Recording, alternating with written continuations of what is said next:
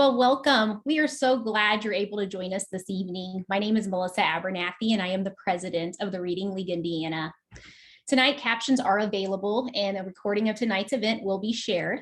A link to the handouts, resources, and certificate of attendance will be emailed following a brief feedback form given at the end of tonight's presentation. And please feel free in the chat, add any comments or questions that you have. Andrea and I will be monitoring that for you. Again, thank you so much for joining us this evening. We can go ahead and go to the next slide, please. We are the Reading League Indiana. We are a nonprofit, volunteer-led organization committed to providing events that increase knowledge of evidence-aligned reading instruction. Our vision is that every child in our state will be able to read proficiently. And our mission is to advance the awareness, understanding, and use of evidence-based reading instruction across the state by connecting all stakeholders and providing sound educational resources. We are an affiliate chapter of the Reading League National, which is located in Syracuse, New York.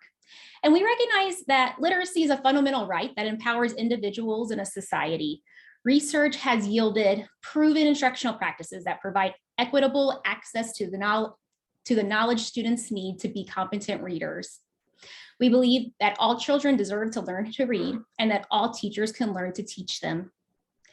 Teacher education is really the heart of our mission, and we're committed to sharing our mission for the benefit of our students and teachers here in Indiana across the nation.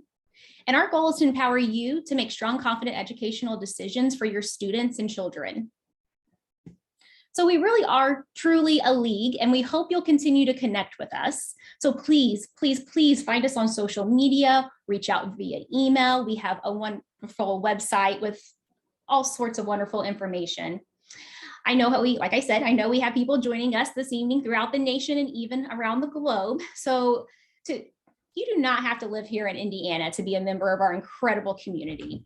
Your membership and donations sponsor the work that we do to promote the science of reading. And we hope that you'll consider joining our chapter today. We will, in the chat, put in a membership link if you are interested.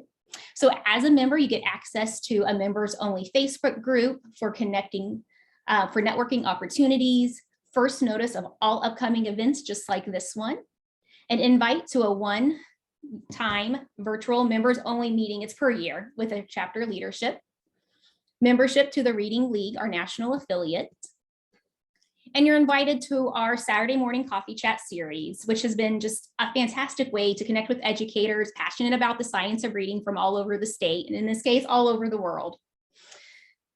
So the Reading League the Reading League chapter network is 20 chapters strong. And we recognize with people from other states, we're also encouraging you to join your local chapter, our national affiliate, the Reading League, for more learning opportunities. So many chapters and the National Reading League level are just hosting amazing events. So in the chat, we will also list a couple of links directly to them. Go ahead and move to the next slide. One more slide.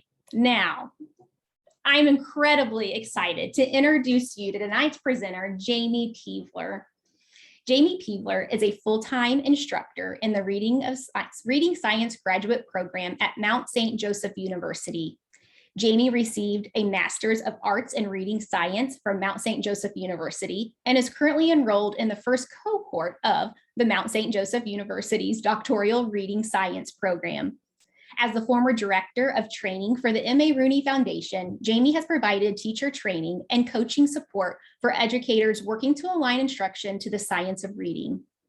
Prior to joining the foundation in 2014, Jamey worked as a preschool teacher at Meridian Hills Cooperative Nursery School and later as a literacy coach and classroom teacher for Indianapolis Public Schools. While working in Indianapolis Public Schools, Jamey developed a pilot program using Orton Gillingham as a whole class preventative approach to K-2 classrooms that has gained national attention. Jamey is a certified fellow in training with the Orton Gillingham Academy and the International Dyslexia Association Structured Literacy Dyslexia Specialist. And we are proud to say that she's also a board member of the Reading League Indiana, and she is an incredible advocate for students, families, and teachers throughout the state. Jamey, thank you so much for being here. We are so glad that you were willing to host this for us. Thank you. It's nice to be here, and it's nice to see that there are so many people interested in the topic that we have on the agenda for tonight. So thank you. Well, we are tonight going to be talking about small group instruction, and I'm going to figure out my buttons eventually. So here are our objectives this evening. So what we'd first like to do is really start off talking guided reading, because again, many of us, when we think small group instruction, fall back on what our past practices have been, or maybe what our current practices are that we want to consider revising around small group instruction. And again, that typically brings to the surface guided reading. So we want to talk a little bit about that first. Then we'd like to go and explore the benefits and the costs of whole group versus small group instruction, because we really do have some decisions that we need to weigh. We'll then go on and explore some options for how we can structure our small group time with students. We'll then move into data, because really everything that we do with students should be a data-based decision. And then we'll take a look at some sample small group lessons to see how they could fit into the context of the work that we're doing with students. Although it's not on here, I have a couple of other objectives tonight. One is to keep my dog and family quiet, and to hope that the power stays on as we're expecting storms in our area. So let's just keep those in mind too.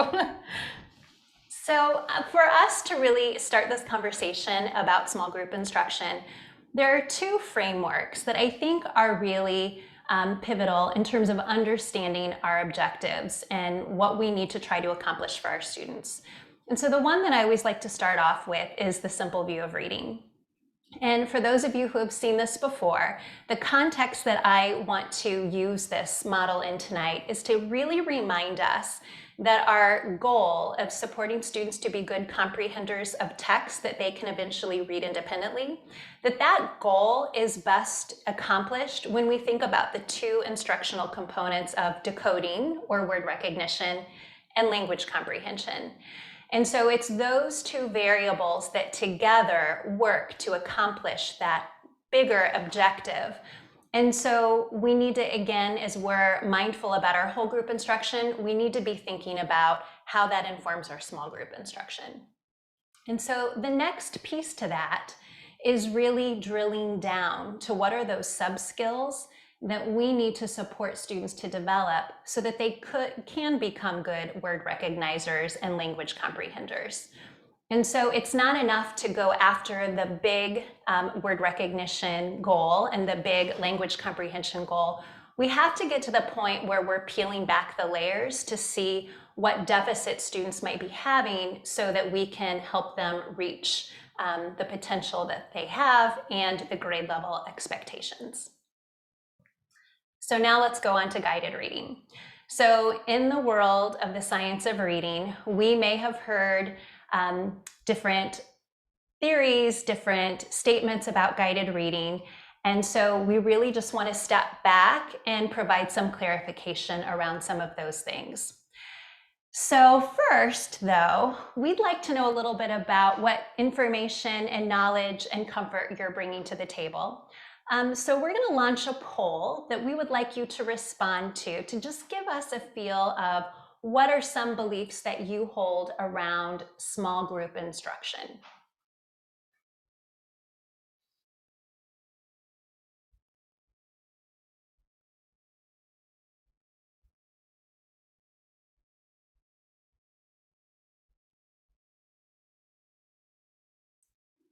And I'm not seeing the poll yet, so I'm not sure if it's been launched.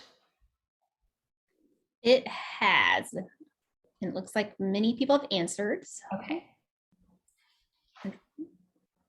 Can you see the results? Yes. Okay. So this is really helpful. So again, not to, let's just start with, so many of us are using small group instruction around a 15 to 20 minute model, very common. And I think that's going to make sense too as we drill down.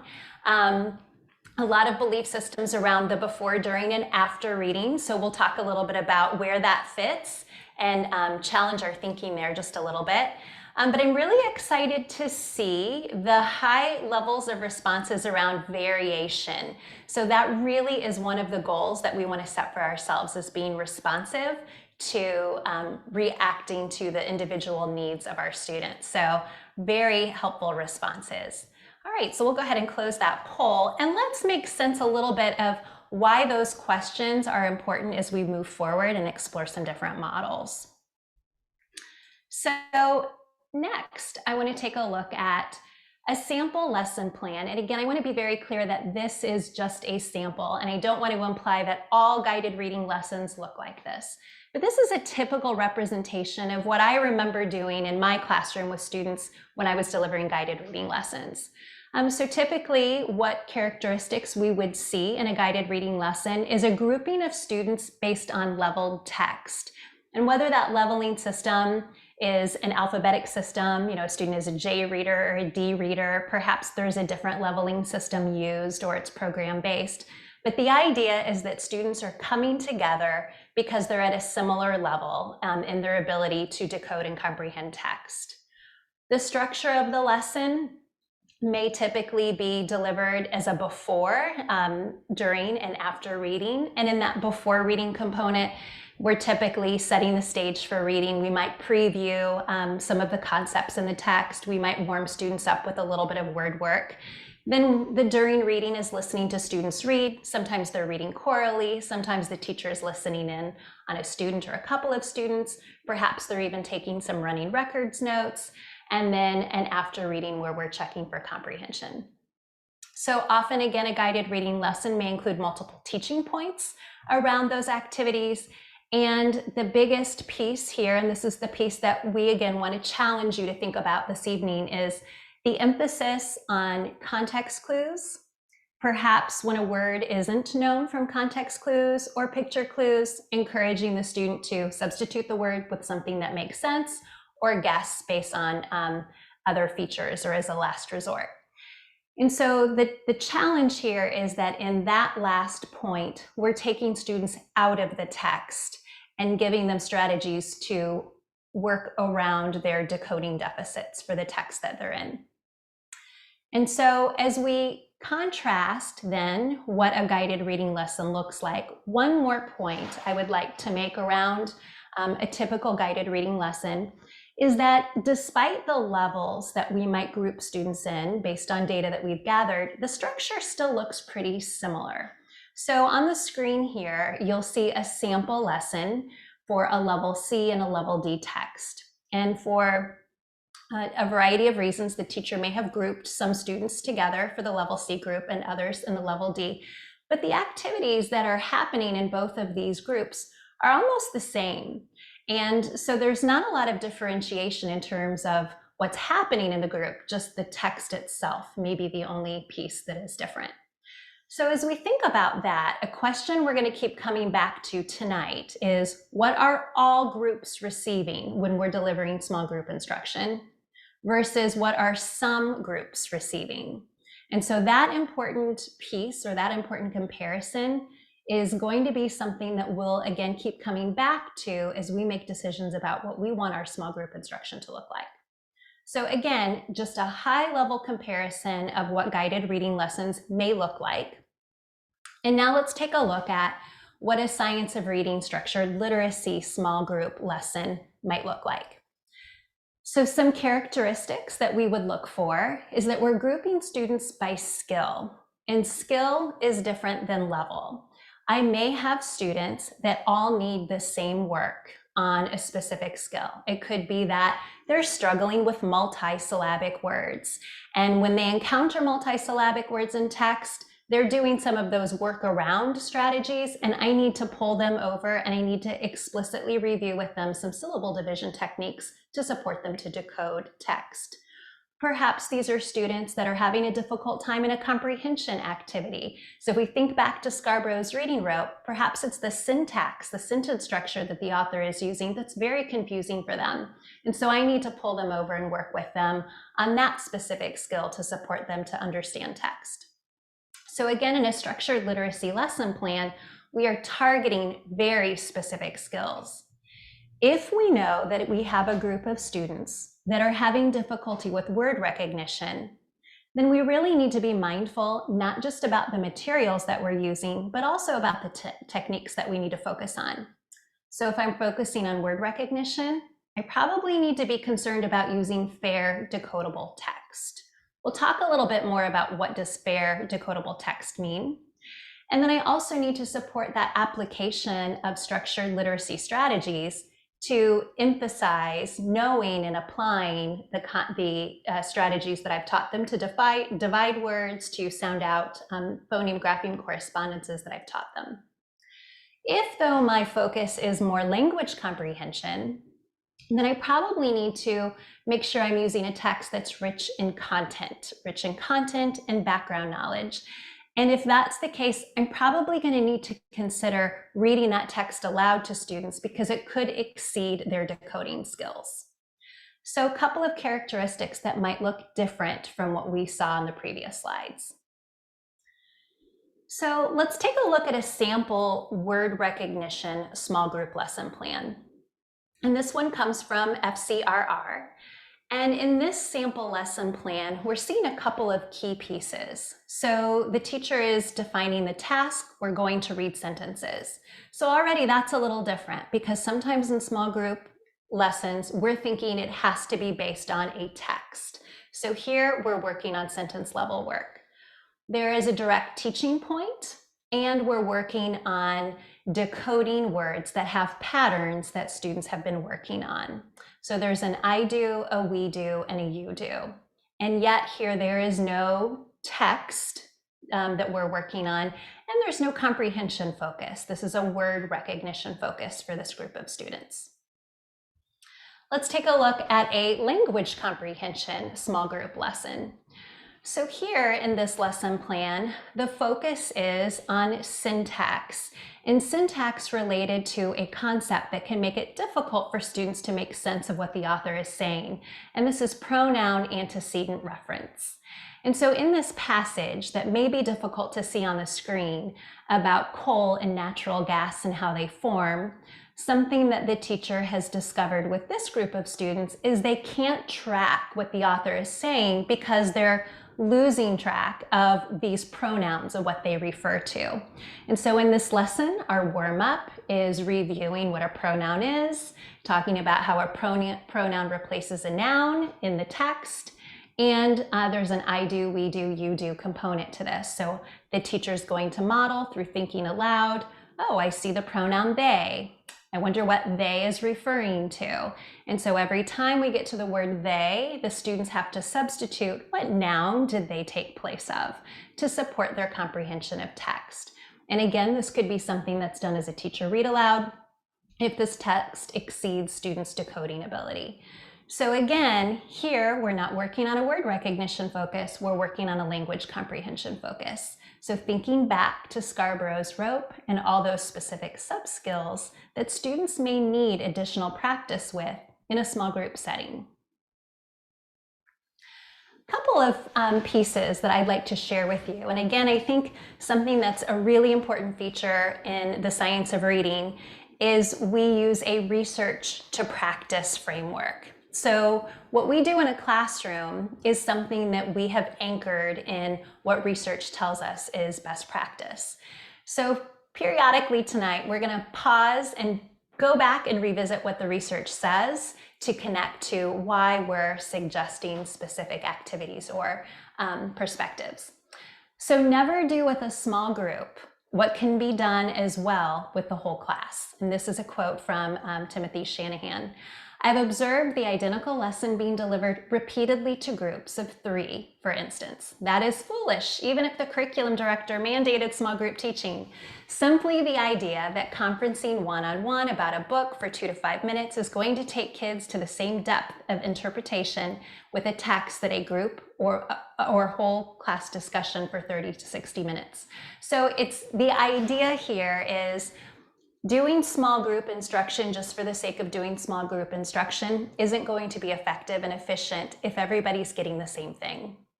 when we are working with small groups, there needs to be something that's driving why that instruction needs to be delivered in a small group setting. That leads us to kind of rethinking, how should we set up our small group time in our classroom? So, big idea that I would like for you to take away tonight as you're thinking about application is back to revisiting Scarborough's reading rope. If we have all these different skills that we know we need to address with our students, we need to be thinking efficiency and we need to be thinking effectiveness. So there are some things all kids need. And so we know all kids need quality instruction in the sub-skills that make up word recognition and in the sub-skills that make up language comprehension. To do all of that in a small group setting is not going to be possible for many of us, given the amount of time that we have in our day dedicated to this instruction. So instead, what we really need to be thinking about is making sure all students receive the right amount of the right kind of instruction.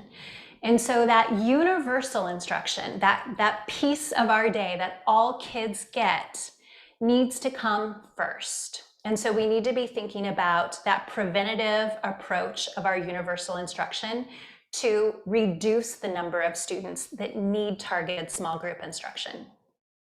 So there are a couple of ways that we might approach setting up our model, and we're going to explore that too in just a moment.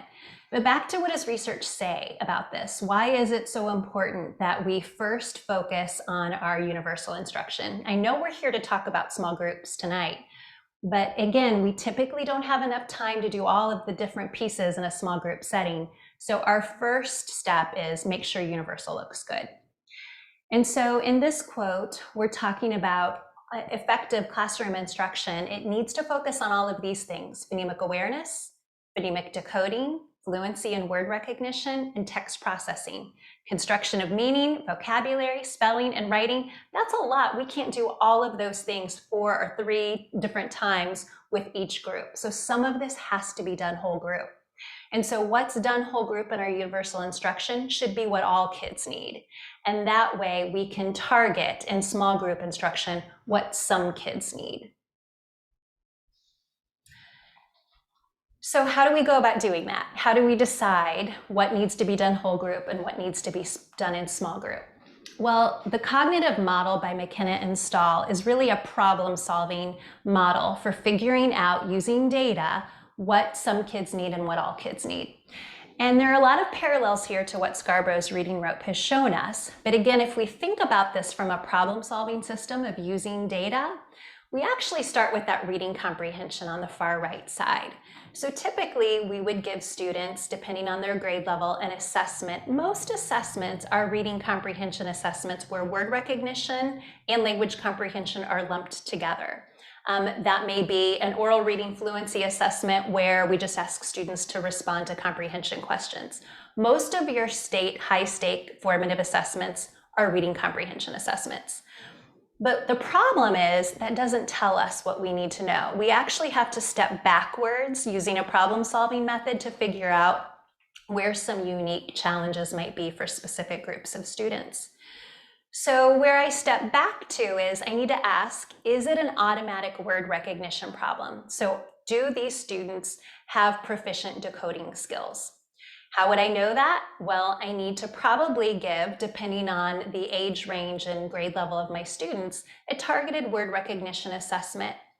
For older students, let's say even 2nd grade and up, I might give them a timed oral reading fluency passage to get a good idea of their accuracy and their rate. If they are not doing well, or if they're a younger student, I might back up and I might check their ability to decode word lists, words in isolation where they can't rely on context clues, to see how accurate they are. If they're younger and they don't have a lot of phonics skills yet, I might back up and do a nonsense word fluency assessment. And so again, the idea is that I back up only as far as I need to answer the question that I'm looking to answer in that moment. If I've determined the student does not have a word recognition problem, then I need to decide, is it a language comprehension problem? And so again, with that language comprehension piece, this is where there's a great need for us because there aren't a lot of tools available to help us pinpoint some language comprehension problems, because language comprehension is very complex in terms of being dependent on background knowledge and vocabulary. So that one's going to be a little bit harder, but one quick and easy way to rule that out is to take the text and read the text to the child to see if the text, if this child can respond accurately to the questions about the text. So that's more of your universal, pretty efficient way of answering that question. So in a problem-solving method, we are going to use data to see what do all kids need and what do some kids need. So we have a sample of a first grade classroom, and this is a middle of the year assessment that has been given to this group of students. And the data that we're looking at here are phonemic awareness skills and then word recognition skills, so decoding. And so from the phonemic awareness perspective, what we're looking at is the ability to blend phonemes. So phoneme blending would be something like, we're going to play a game. I'm going to say some sounds and I want you to tell me what word those sounds make. So I'm not showing them any print at this point. I'm checking to see if they have that phoneme sensitivity to be able to tell me what word those sounds make. So my word is app, and the child should be able to say map. So that's the score we're looking at on the far left-hand side. The next column over is phoneme segmentation. So now it's really the flip perspective of that. I'm going to say a word. I need you to tell me the sounds you hear in the word. So I might say the word map, and the student should be able to tell me app. So can they segment an entire unit into individual phonemes? So that's another data point. The next two columns as we move to the right are from a nonsense word fluency assessment. And the advantage, again, for giving a nonsense word fluency assessment is I'm checking to make sure students have sound symbol correspondences, that when they see those graphemes, those spellings, they know how to pronounce them and they can blend words. An advantage to that over giving them real words is I've eliminated as a variable that the student just has developed an awareness of these words from repeated exposure, and they've just memorized these very common words. That doesn't tell me that they're a good decoder. And so in my nonsense word fluency data, I have 2 points I'm looking at. Correct letter sounds, again, their ability to tell me the sound when they see the letter that's representing that sound. And then whole word read, they were able to pronounce it as a unit, and they didn't have to sound out app, map. They could say map when they saw it. A couple of notes from the assessor are in the far right column. So the reason we're looking at this goes back to the question that we posed of what do all kids need versus what do some kids need? And so one thing we know from research is that skills where more than 40% of our students are having difficulty are not skills that we need to remediate in small group interventions. Those are skills we need to remediate in whole group interventions. And we typically don't think of the word whole group and interventions coming together in the same sentence, but yes, there is such a thing as whole group interventions.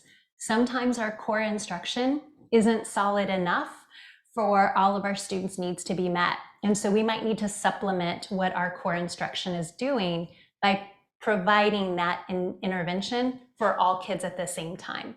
That would be more efficient than pulling all the kids who did not master that skill into small groups and remediating that way. So in this sample classroom, we actually have 2 skills that would warrant that whole group intervention. And those are both in my nonsense word fluency data point. So I have 43% of my students who are well below level. When I pick up the below level kids, that's 52% of my class that is not benchmarking on correct letter sounds for the threshold at that time of the year. Whole words read is even worse. I have 71% well below grade level. And when we pick up the below, that's 80%. That means this is something I need to address whole group. So now that we've looked at our data from that lens, we can go back to what we're here to talk about tonight, which is small group instruction. So I do have 2 pieces of on this data sheet that I do need to address in my small group instruction. I have phoneme blending. I have some kids that cannot blend sounds together to tell me a word, which tells me they're not going to have that foundational skill to decode. So I need to go back and I need to work on that with them. And since there is 24% well below grade level, that justifies working with them in a small group setting, because not all kids need this at this point in my data collection, as well as phoneme segmentation. So I have the two things I know I want to go after for this group of students. This type of process, though, isn't just for first graders in the middle of the year. I would use this same process in my fourth grade classroom with the data that I had available. And in my fourth grade classroom, I might see that I have some students that are having difficulty with some language comprehension skills. And I may need to drill down, but I'm going to again look at it through the lens of what do all students need, because more than 40% of my kids are struggling, and what do some kids need? So where did that guidance come from anyway, about 40% of kids? So Gibbons et al., I love this quote because for me, it just really justifies a lot of what I think teachers are naturally inclined to do anyway. It is recommended that class-wide intervention be implemented when fewer than 60% of learners meet expectations. So again, I don't know any school that says we have more than enough title teachers and IAs and specialized instructors to remediate. We bring them on, we can handle it. It's usually, we have to make decisions about who's going to get that extra support and who we can't pick up because they're not severe enough. So again, in this framework, the idea is we shouldn't have to make those decisions. If we have that many kids not reaching benchmark on a skill, we need to do something different in our universal instruction. So what does whole group intervention look like? Well, when many students are having difficulty with that skill, we do it whole group. So whatever activity you might do small group, go ahead if it lends itself, and most of the time it does, do it in a whole group setting. We also can provide that support by giving additional feedback. So oftentimes kids don't make the progress because they didn't get the feedback that they needed to make the correction. So if we do this in a whole group setting and we utilize choral responses, which Anita Archer is the queen of that. And if that's not a name you're familiar with, she's a great person. You've got to see, what does it look like to give kids feedback? What does it look like to constantly have that retrieve, respond, retain model that is feedback and powerful for kids? And so if we can address that in a whole group setting, there still may be differences and there still may be some pieces that we do have to address in small group, but we have significantly reduced that number to something that's manageable. So prevention is key. So again, if we ensure that our universal instruction is solid and we put into that universal instruction any whole group intervention that's needed, then we can minimize the amount of intensive small group work that's needed. So here would be a really good time for us to find out a little bit more about your environment and your setting. So we don't all have the same resources and the same structures in our buildings.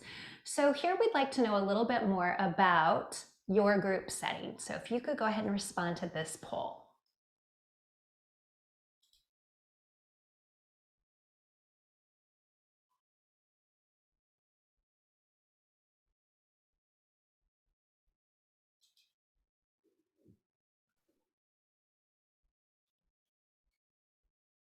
Wow, so very diverse in terms of how we all are resourced in our buildings. So not everyone here is a classroom teacher that does small group instruction, but of the ones who have responded, it looks like it's split in terms of some people have additional staff members available during their small group, and then some are the only staff member available in their group. So that's really good information because I think that that's going to be helpful as we consider models. So as we look at ways to organize our classroom, one of the things that I think is really important to be reminded of, and it reminds me in the quote where sometimes we're mandated to do small groups. And so sometimes there are things outside of your circle of control. But when you do have the ability to make some decisions, we know from research that students who spend large portions of time in independent or center-based work they may not receive the desired level of teacher-directed instruction. And because of that, they may not have the positive impact on their learning that they would have if they received more direct instruction time from a teacher. There is definitely value in having well-structured and meaningful independent stations and independent learning activities. But the problem or the challenge is, to make those effective, they should only be activities that the students are somewhat proficient on and that they are working towards a level of automaticity. They need to already be accurate with the skill. If they're not accurate, we risk the chance that they are practicing something incorrectly, or they're not getting the feedback that they need to make progress. So not all independent activities are the same, but even so, independent work doesn't replace and isn't as effective as time with a teacher. So we want to minimize the amount of time that students are working independently when possible. There are a couple of ways we can do that. So when there is another adult in the room, that might make a difference. That other adult, especially if they are skilled and prepared and in communication with the teacher to make sure that they are delivering a lesson at the same time that meets those students' need, that's a great way to minimize independent time. So let's say we have 2 adults in the room, we can cut our group time down in half. Potentially each group spends 10 minutes with an adult, and then perhaps only 10 minutes working independently.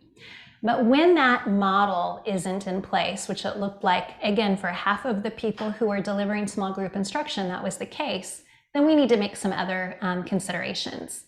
So here are a few models that we would encourage you to think about.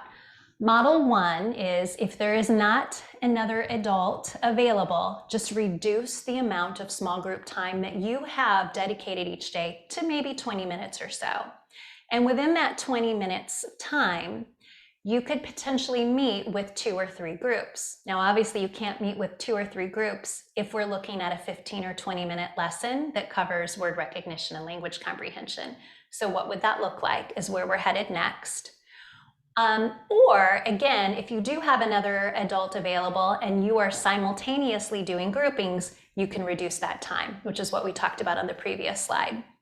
Model 2 is to regroup students across a grade level. So if I'm a first grade teacher and I have 2 colleagues, we might all 3 put our kids in a pot and divide them into the specific skill groupings that they need. And we're each teaching a skill group, but we've welcomed students from other classrooms into our room for that time.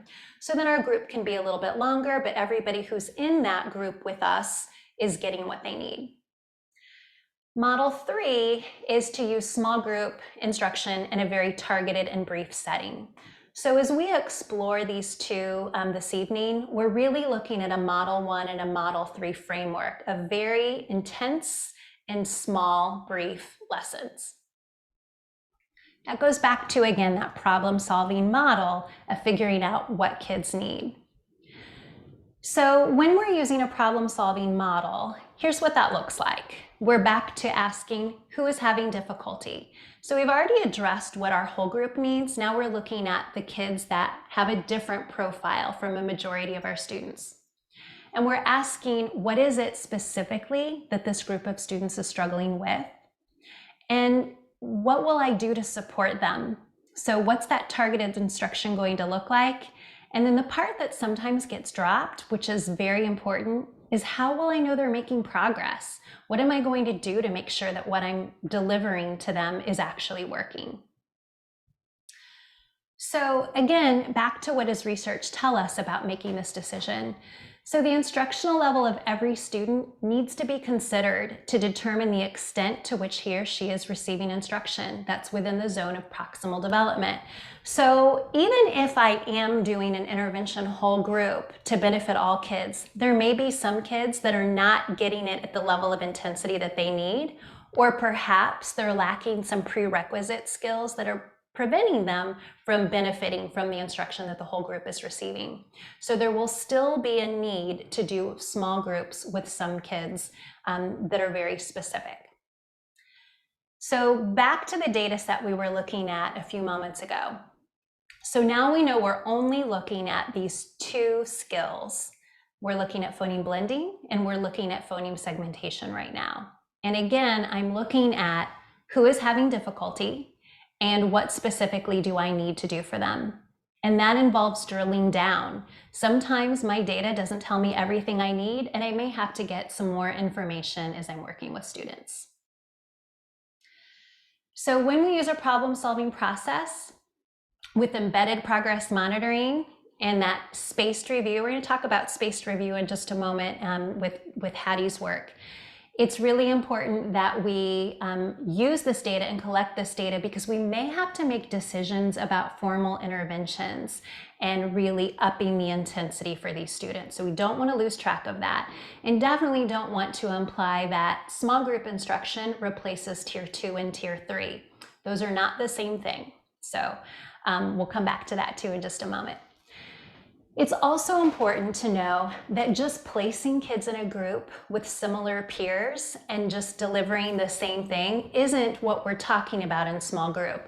And that's really where I think it takes me back to our guided reading model. I know when I was in the classroom and I was doing guided reading, I believed that if I put kids in a group with their same peers and I got them in just the right instruction, that was working for them. I never really stepped back to see that nobody was getting anything different. They were just in a different text. There was nothing more intense. There was nothing more targeted about the work that I was doing. So again, we can't just place kids in a group because they look like their peers. For it to be effective, we need to be intentional about the materials that we're using. We need to be intentional about the type of instruction that we're delivering, and we need to make sure that we're accommodating students' needs. And a critical piece to that, again, is feedback. Feedback is incredibly important for kids' learning. So when we are thinking again about small group and one-on-one, we know that part of what makes this so impactful for students is the explicit, comprehensive, and intensive instruction. So it's not just what we do, but how we do it that's going to make a difference. So what does that look like? Well, if I'm going to target a group of students, and that segmentation group that we looked at in the data sheet, I have 7 kids. Now, of these 7 kids, a smaller number of them were in my well below. But I went ahead and thought, let me go ahead and try this group of 7.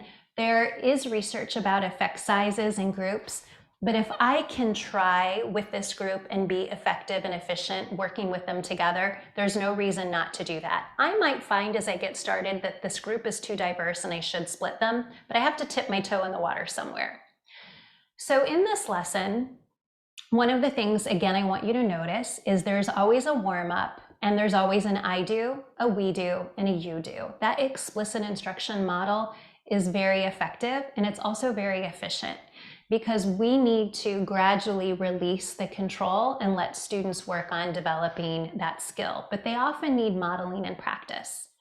So in this sample lesson, we are targeting their ability to segment 3 phonemes, but they're not there yet. So the warm-up is with 2 phonemes. So we're starting where they're proficient and we're moving them forward to the next level of difficulty. And so there's a brief description of what that might look like. And then there's the reminder of what we're monitoring. So we need to monitor informally, are they successful segmenting 2 phoneme words? And if they are, then I'm ready again in the next couple of days to move them on to 3 phonemes. I want you to notice too that the lesson's looking the same across these 3 days. There's nothing magical or needed to switch up your activity to make it exciting for the kids. No, actually, there's a lot to be said for continuity and consistency. When you're working on teaching new content to students, it is beneficial for the procedures to be the same. It reduces cognitive load. If kids don't have to focus on the directions being unique and different and confusing, they can focus on the content that they're trying to learn. If I want to teach a new procedure to students, that's the best way to, that's the best time to use content that's familiar, because now they can focus their cognitive energy on learning the new procedure because they already know the content. So again, I'm focused on getting them to improve automaticity and accuracy of segmenting. So I don't want to compete for their attention by each day introducing a new strategy to do that. And again, that also allows this to be very efficient. Here's a separate example. This is a different group of students, and we've got our correct letter sound focus for this group. So this is a group that, even though I'm doing a nonsense word fluency blending drill, perhaps in my whole group instruction, these kids look different and they have some error patterns that the rest of my class doesn't have. So I'm going to pull them over in a small group, and here's what I'm going to work on. And again, two things I want you to notice. One is the lessons look very similar across the days, so that again, we can focus our attention on the content. And two, I'm focused on a word recognition technique. So there's nothing in here about comprehension, because this is not a need for this group of students. The need for this group of students is word recognition. So giving yourself the freedom to step away from a template that you might be using that covers all components of literacy will be really empowering to help you allocate your time to what your students specifically need. A couple of things to keep in mind about groupings. So I should have pointed out that there were some students that appeared in multiple groups in my small group lesson plan. That's going to happen when students have multiple skill deficits that you're targeting. I may have a student in a phonemic awareness group for segmentation, and I may have that exact same student in a blending group. And so that idea of having flexible groupings where students come and join an activity at the teacher table, that's what they need at that time, is essential. So staying with a group just because they have been my group for a couple of weeks doesn't always meet my need as a student, because I'm a dynamic learner and I may be strong in some skills and weak in others. And by having those flexible groups that are always based on data and changing, you're able to react and respond more efficiently to those individual student needs. It's also really important, and again, this is information from Reading Rockets, to note that sometimes there are negative consequences to keeping kids in groups that are not based on that specific skill deficit. So again, if we're reacting to the data and we're responsive to what students need, those groups should be changing often.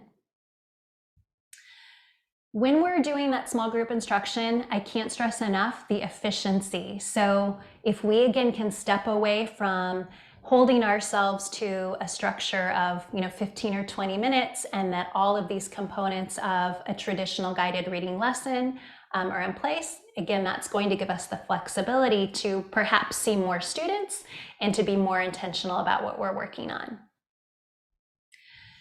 And when we think about that small group instruction and monitoring progress, I think it's really important to talk about what mastery looks like. How do we know that students master a skill?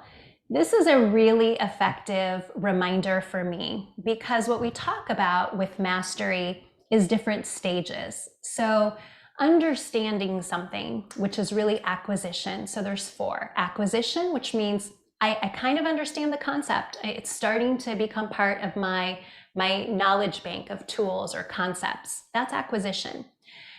Fluency is developing a level of accuracy, and accuracy is always the more important of the two. And then automaticity, or rate, that allows me to do this, pretty proficiently without a lot of effort.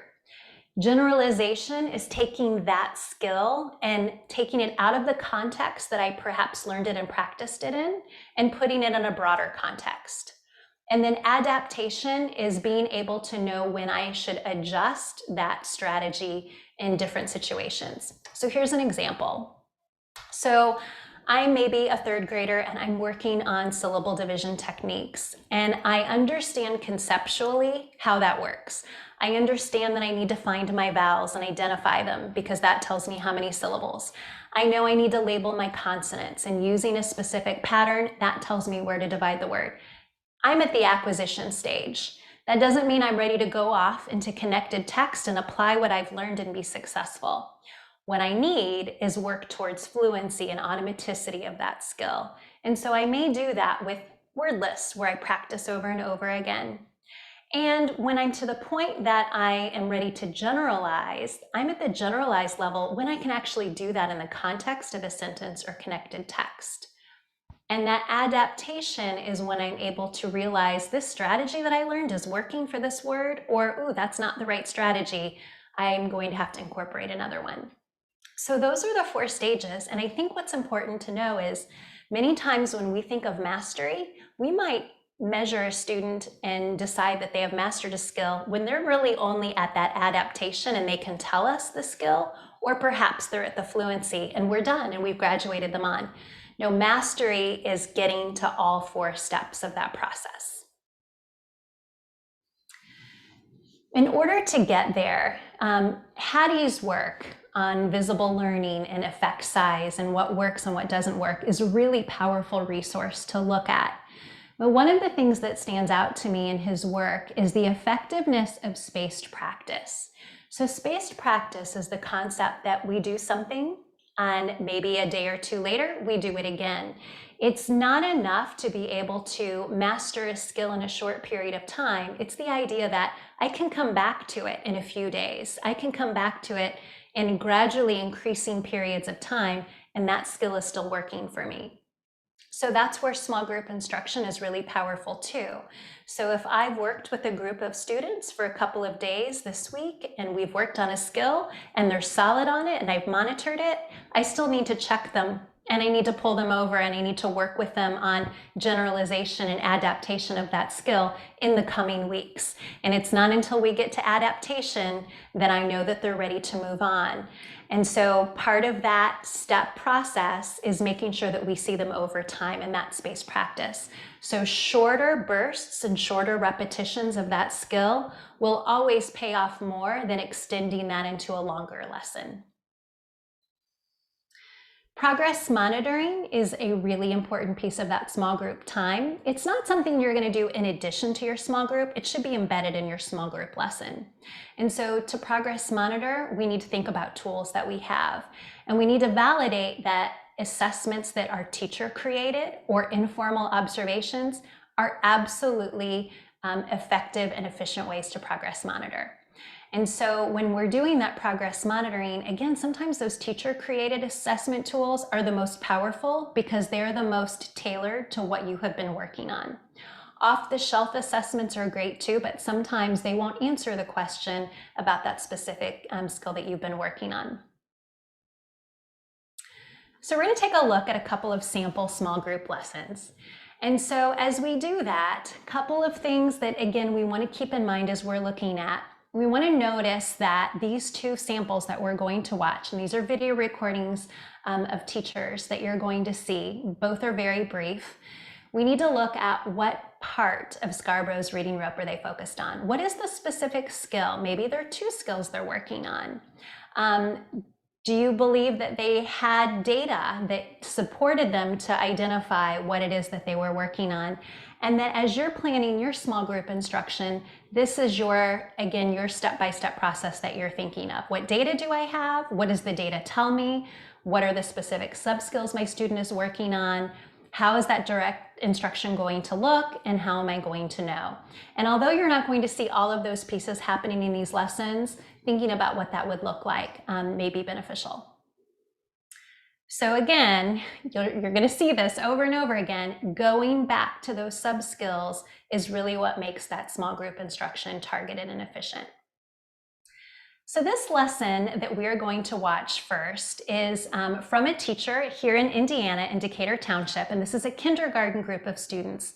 And what you're going to see here is a small group lesson that's targeted to both segmenting. So you'll notice that she's working on the phonemic awareness task of segmenting, and then she's also connecting that to extend to encoding, which would be a higher level. So let's take a look. And let me make sure that I am sharing my sound before I do that. Okay, and here we go. And I'm going to ask Andrea to give me a thumbs up if you can. Here. And then we're going to say each sound. We'll make our sound lines and then we'll write it. I'm going to do the first one since we're changing it a little bit. So if I say the word slap, you would say S-L-A-P. And then you would do 4 lines. S-L-A-P. You might not be able to make them very big so you can fit them across the board. Then we are going to match our letters to slap.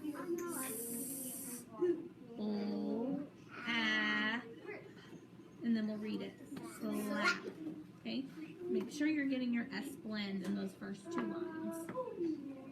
Here's your erasers. All right. Everybody ready? Yep. Okay.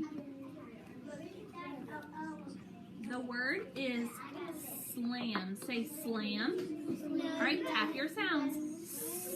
Slam. Do your sound lines. How many sounds is that? 4. Write your letters to match for slam. Here, you can trade me.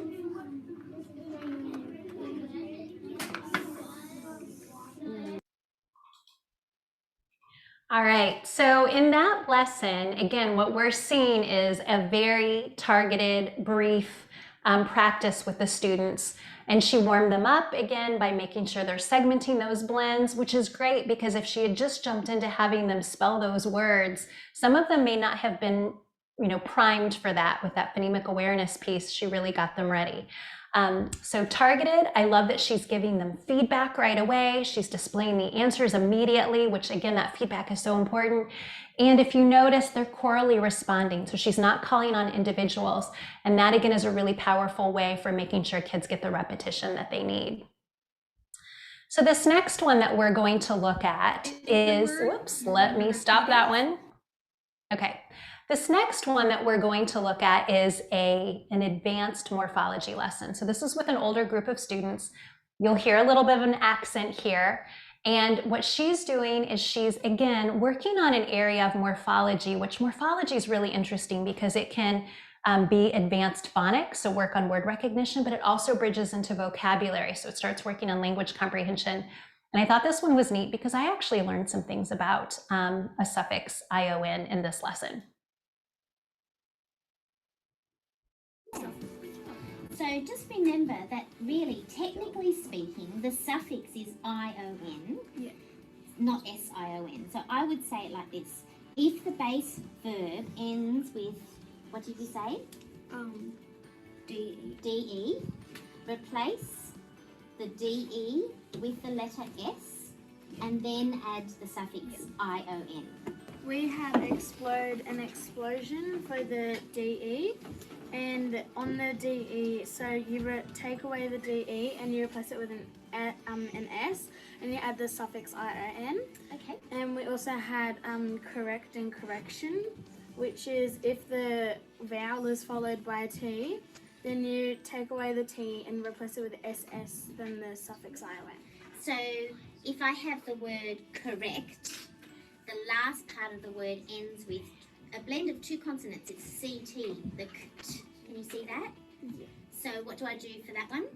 So you replace the T with SS, and then, no you don't. No, you don't. You just add the ION. Yeah, you just leave it. All right, so I love that because she has given them immediate feedback. And again, whoops. Yeah. So in that immediate feedback, that wouldn't happen, as well, maybe in a whole group setting. So she's targeting these students who need a little bit of extra help. But the other thing that I love about that is this is an older group of students. And so oftentimes I think the challenge for those of us working with older students is, well, it's gonna feel babyish to pull them over to the teacher table, and there's gonna be the social stigma of seeing peers come over.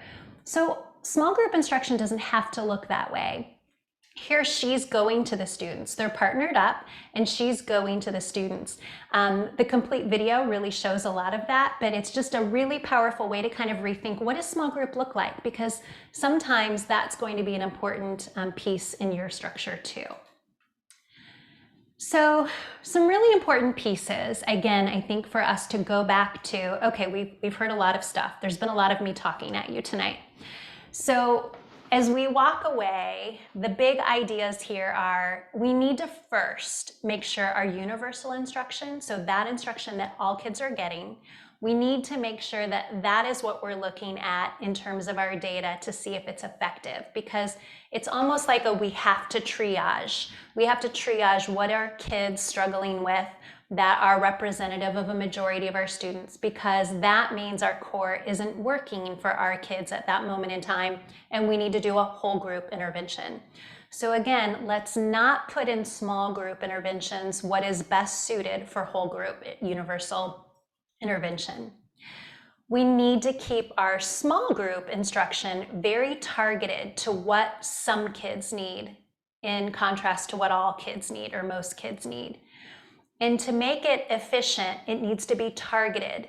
So when we pull kids over, we need to think about, is it a word recognition issue that they're struggling with? What specifically is that word recognition issue? And that drives what we're doing. There's no need to also add in a comprehension focus to that small group word recognition lesson. In order to know what the students need, it's that problem-solving process that's really powerful. So thinking about the data that we do have and what does it tell us? What data do we need to help drive the instruction more than what we have available to us now? And then how are we going to deliver that? What do they need that's different, that's more intense, that's more explicit than what I gave the rest of the students that did hit mastery of that skill? So what's going to be different for these kids, and then how will I know if it's working? So those are the really important pieces.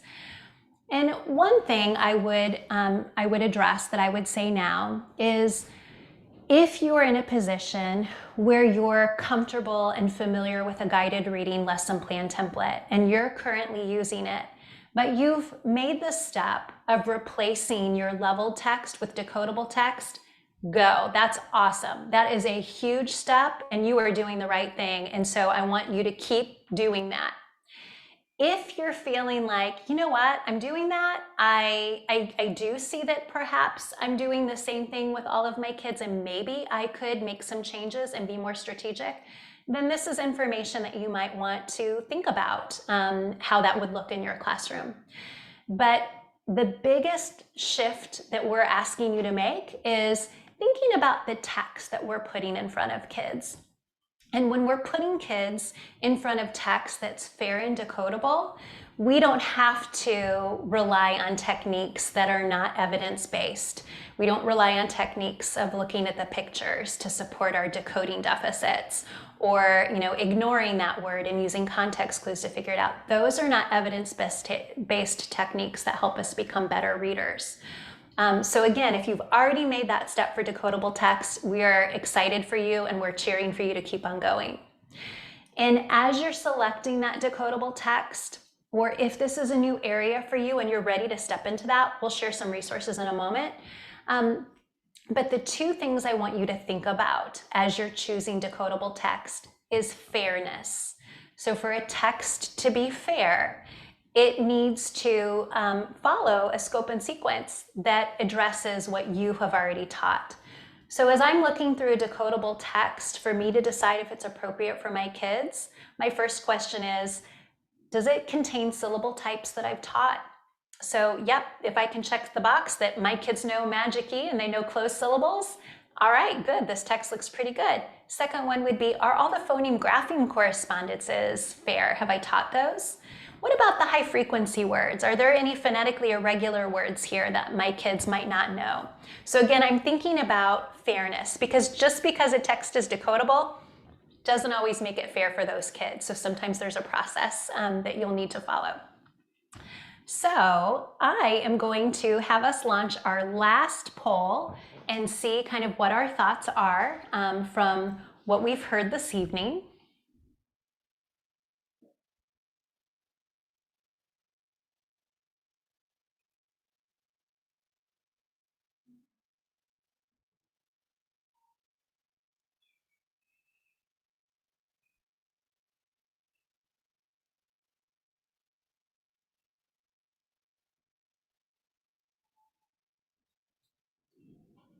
Oh, wow. Very interesting responses. My goodness.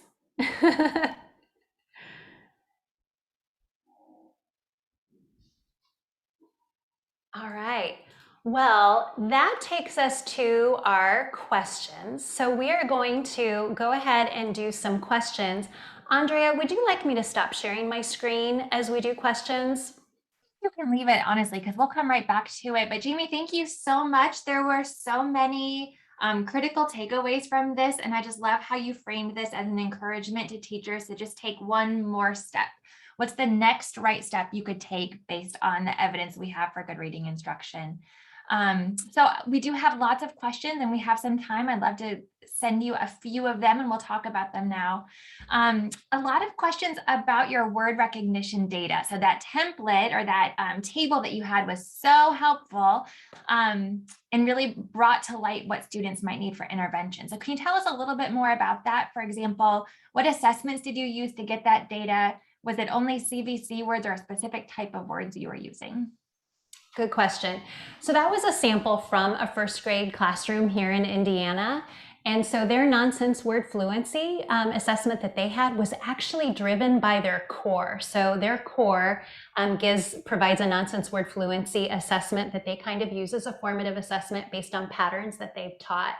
Their phoneme segmentation, I believe, is a Dibbles paper pencil phoneme segmentation. Phoneme blending was not an assessment that they used that was provided as an off-the-shelf. That was something I had recommended to them because they were seeing such discrepancy between kids who were able to segment and had shown some phoneme sensitivity and kids who were whole word reading. And so, I felt like that was an unanswered question. So that was a teacher created assessment where, basically the teachers did take some words that contain different patterns and broke them into phonemes and then tried, can you guess my word? So a combination of different things in that data sample.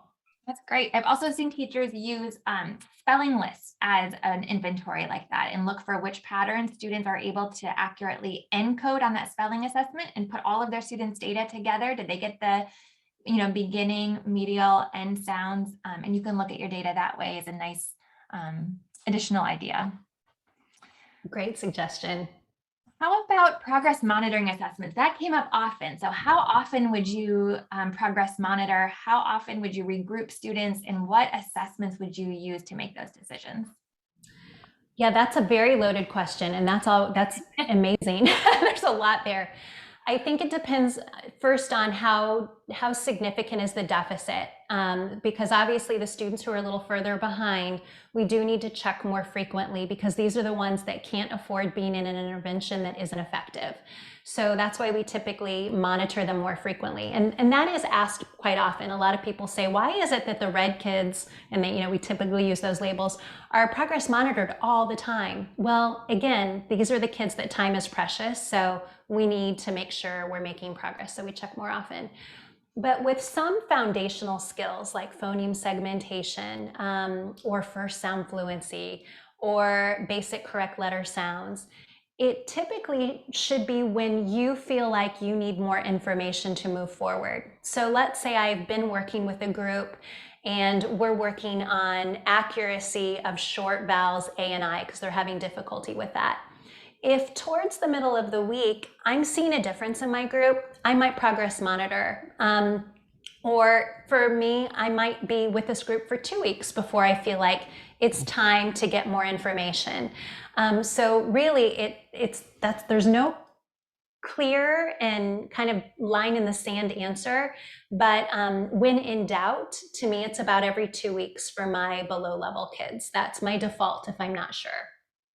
I appreciate that. And I know it's cliche to say as often as you need, but that's the right answer, right? As often as you need to check in and see if they're making progress on that direct skill that you're teaching. So thanks for that, Jamey. Specific recommendations for progress monitoring. Somebody asked if you would use running records, if you'd use curriculum-based measures.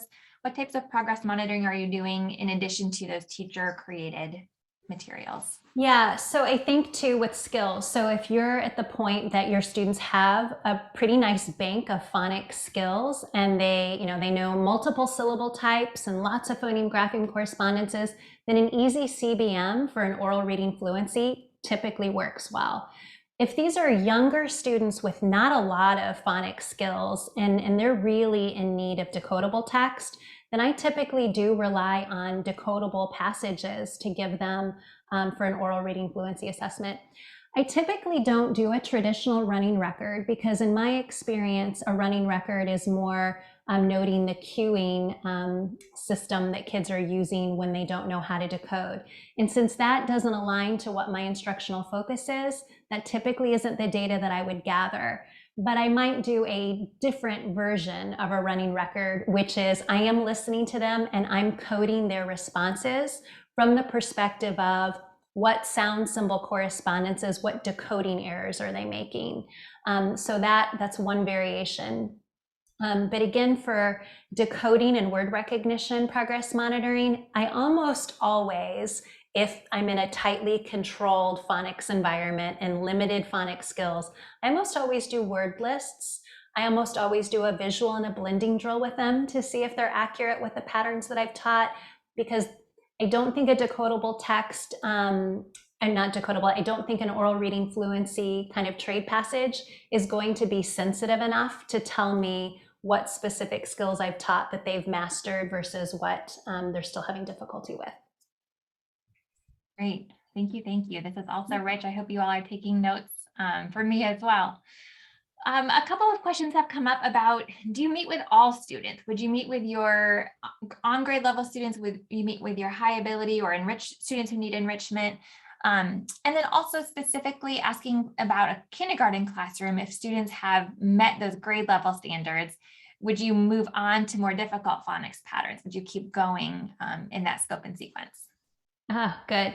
I know we do feel pressured to really focus most of our attention on the kids that are below grade level. I know that those are the kids that we're definitely meeting with most frequently because, you know, the alarms are going off that we have to do something. So that I want to acknowledge is definitely a priority. Let's meet with those kids as often as they need. But when we do small groups are driven around the idea of we have a unique group of students who need something different. That means our above grade level kids too.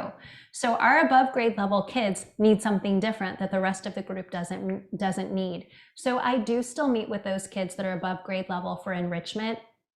I just might not do it as frequently as I'm doing it with my kids that are significantly below.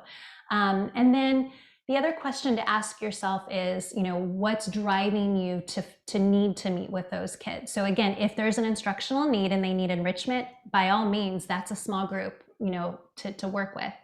If it's for the sake of having that teacher connection and that emotional connection with the kids, the question would be, does it have to be in a small, you know, group instruction model in your reading block, or is there another way that relationship piece can still be fostered? Great. A question about how big is a small group? Is there any research to support a specific effective number when you're pulling students? Well, so that's a good question because that was something that I had in my mind as I was looking up pieces of research. So there's no solid answer on that. Turns out that that's a pretty muddy area. I know, and again, I can't tell you where it came from, but I know in all of my years as a classroom teacher, six was the number. Like our groups had to be, you know, no larger than 6. I can't find anything. So if anyone has anything out there that points to that, it would be wonderful to share it. But I couldn't find anything that said there was a direct correlation. They just talked about the intensity, and the intensity was all about giving feedback and monitoring. It wasn't really about the number. There's a range, like I've seen 4 to 10, 4 to 8, but I can't find anything that I felt like was hands down an argument that there was a magic number. In the Foreman and Torgerson article that you referred to, and will be in the reference slide in just a moment, they made the point that research with individual one-on-one intervention was not necessarily more impactful than in a small group, and they defined small group for students with learning disabilities as 3 to 4. So it's not an automatic guarantee that if you reduce the class size, you will increase the effectiveness of the intervention, but really thinking through those big picture pieces of, did we appropriately match students based on need? Did we offer enough opportunities to respond? And you all have probably had students where a small group of 2 or 3 would be enough to keep them on task and give them opportunities to respond. And there are other times when a group of 6 to 8 may feel comfortable and accomplish your goal. So I love what you just said, because that's the important point that kept coming up in the research was it depends on the group. So again, if it's an enrichment group, you might not need to be working at 5 to 6. But if it's a very intensive need group and there are multiple, variables that are challenging for these students, 3 is it. Absolutely.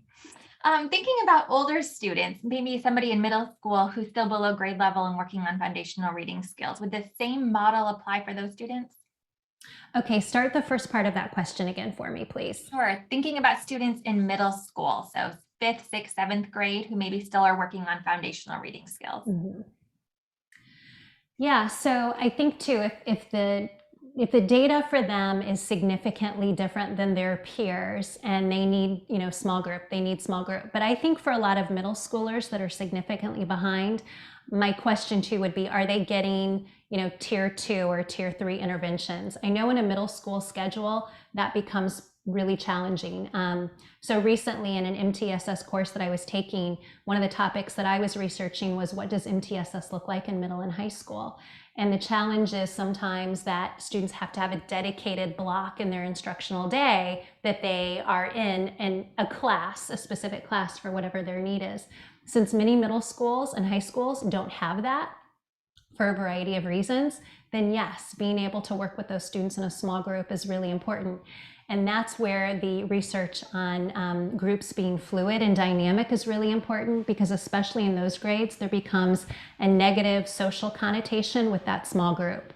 So the idea is, again, those small groups need to be very targeted, but they also need to be very fluid so that students don't start to develop, just an angst about engaging in that group. You. I'm going to take one more question and then we'll move on. I want to make sure everyone has access to the resources and a few upcoming events to highlight. But the last question I want to ask is about reading comprehension. So if you have a student who is a fluent word recognizer, but is struggling to answer questions about what they've read, how would you intervene in that situation? Good. So that tells me there's definitely something to explore in language comprehension. And, earlier we talked about there are not as many easy assessments to drill down in language comprehension as we probably need as practitioners. So as much as you can, trying to figure out which strand of that language comprehension might be the problem. The hardest one, I think too, is to eliminate background knowledge as a variable. But is it a background knowledge problem with that specific content? Daniel Willingham, who I just enjoy because he's such an easy speaker. Concepts that are hard make sense to me when he explains them. But a lot of what he talks about is, if you don't already have some background knowledge on a topic and you're reading, even if, here's this great example, you're a word caller and you read it beautifully, but if you don't have some background knowledge already, you're not acquiring any new information from reading.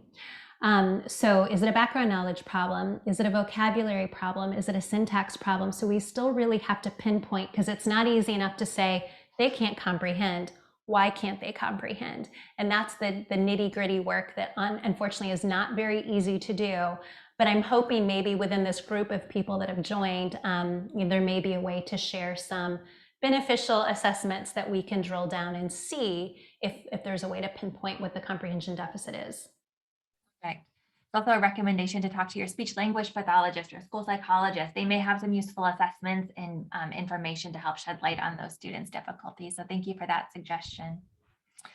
All right, we have just a few minutes left. Jamey, this has been incredible. I want to make sure that we end with sharing some resources for you to continue your learning. So on the next slide, Jamey has listed the references that she used in this presentation. I want to especially make sure that we highlight that book, Effective Universal Instruction by Gibbons, Brown, and Niebling, as being a large source of that orienting to making sure our universal instruction is strong first, that we're minimizing the amount of students that really need that small group instruction. There's also the article by Foreman and Torgerson that we referenced there if you're looking for some research on small group instruction.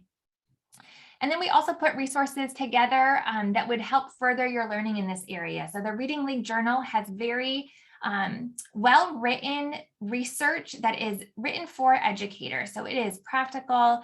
It has very, very easy to implement ideas, but it is solidly built on the research, often written by reading researchers, but also by practitioners and by educators from across the country. So that is a go-to resource if you are looking for evidence-based practices.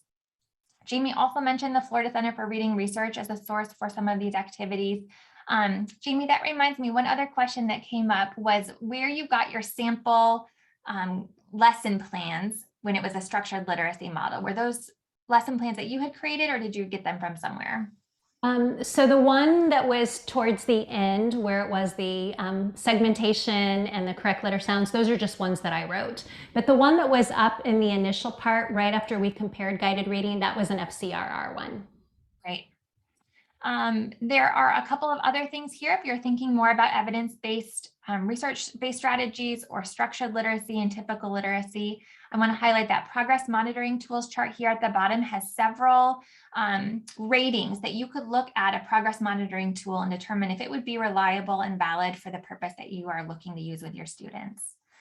On the next slide were a few more things that we shared. There are, the M.A. Rooney Foundation has housed these wonderful lesson plans that Jamey authored that would look similar to some of the ones that she shared today. So the lessons here are whole group, am I understanding that right, Jamey? On the website are whole group, but would be structured in a way that you could pull some of those activities and segments to do in a small group if it was the skill your students needed. So those lesson plans by Jamey are generously shared for free on the M.A. Rooney Foundation, and we will send a link to this out. They're also free in explicit instruction phonics lessons put out by the West Virginia group that's housed on Tools for Reading, some additional resources for decoding. That decodable text source list by the Reading League is also here. Laura put that in the chat. Thank you, Laura. And some additional ideas for building in those instructional routines that are aligned to the evidence and what we know works for students. A couple of events that I want to make sure are on your radar. The next slide, Jamey, is, I believe, our Saturday morning coffee chat. So once a month, the Reading League Indiana hosts a conversation about a specific evidence-based resource. So this month in April, we're going to be looking at aligning a system of support to reach all readers. So it's a white paper on MTSS and literacy that we'd love to invite you to be part of the conversation. Again, by becoming a member, and we'll send you an invite to this event. And then there's also an upcoming event by the National Reading League. Somebody mentioned a question about how would you design your literacy block from beginning to end to make sure you have time to meet students' needs.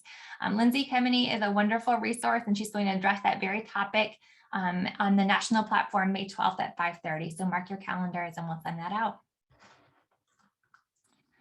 All right, I think the very last thing we need to do is just put a link to the feedback form in the chat. So if you have a few minutes to fill out this form, at the end of it, you will receive a certificate of attendance, and then I will use that email list to send you a link to the recording and the slides today as a PDF. Additionally, you can see our social media channels here on this slide, and we will also put the link to the chat on the social media channels, as well as highlight upcoming events. This has been such an inspirational just demand for this type of PD. We're so excited that we had such a great turnout. Jamey had a wonderful presentation put together, and we are grateful for her sharing her expertise and encouragement with us. So that is the end of the presentation. We'll stop recording, but we will leave this screen up and the chat open for just a few more minutes. Thank you, everybody.